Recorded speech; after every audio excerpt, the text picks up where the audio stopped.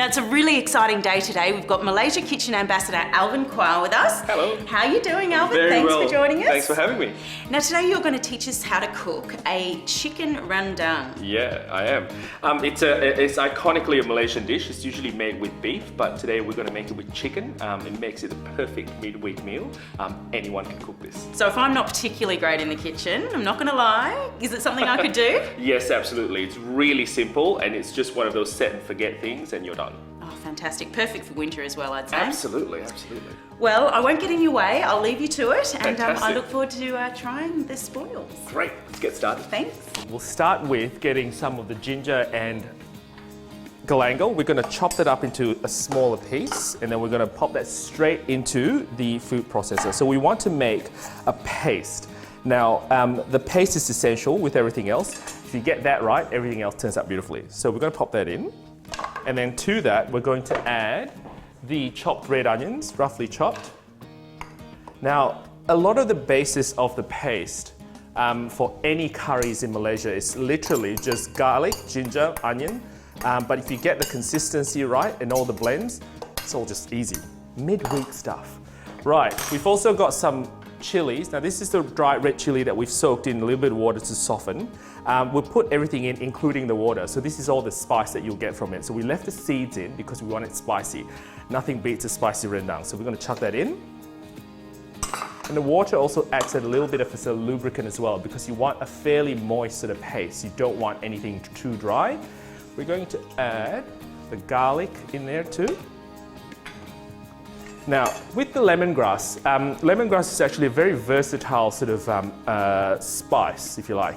We always use the white section, we bruise it a little bit, but the green section, you can actually use it to flavor your teas. You can actually use it to flavor panna cotta as well, if you want to think outside the square.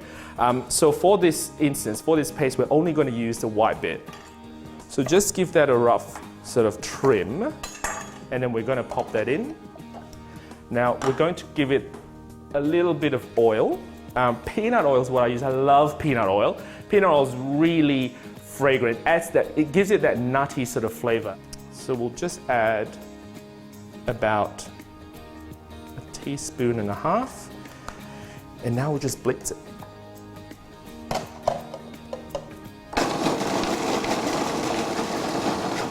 The paste that you want is fairly rough, and I think that's the beauty of homemade paste. So we'll tip that out.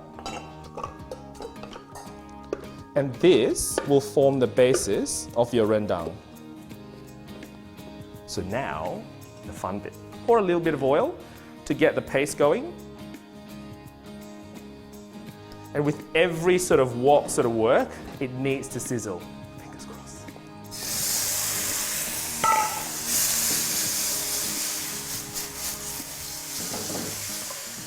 And this is when the fumes gets into your nose and you start choking. All part of the fun. It takes about a minute, fry it up. So you want to smell that lovely, lovely fresh ginger, the garlic, you know, the galangal, the chili. It's all sort of coming together really nicely. And that's when you start adding bits and pieces to it. Now the chicken, I use the chicken thighs because they're a lot moister.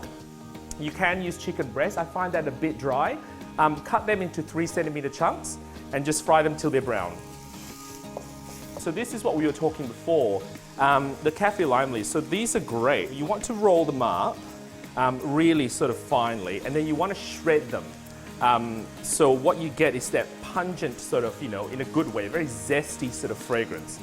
So you cut them up.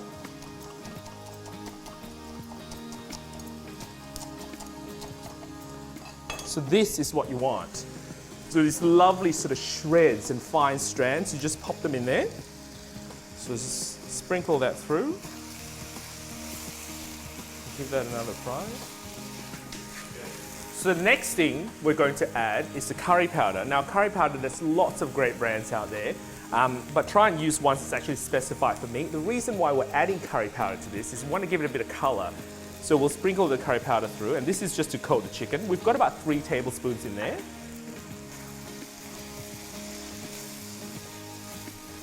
Now smell that. So, what's a good curry or rendang without coconut milk? I'm gonna add some coconut milk, give it a good shake.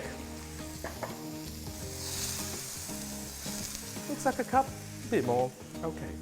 So we're gonna add that in. Now, this is a rough amount, so I usually add about 2 to 3 tablespoons of cooking caramel. So it's just a small, so now look how thick this is. I'm gonna pour this in and this will color it, this will darken it instantly.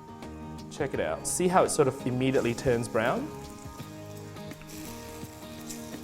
That's the color that you want. You can put the desiccated coconut in as is, but I like the toasted flavor. It does give it that sort of roughly sort of caramelly sort of flavor, and I love it. So all it needs to do is to simmer for 30 to 40 minutes until the chicken's cooked through. If you want to cook it a bit longer, you can put it under low heat, and that will simmer it down to a thick sauce, and then you're ready. Just thought I'd come and check on your work, Alvin. How are we going? This is looking good. Can you smell it? I smell it. I can smell it. I'm having. I like it. No. That is so good.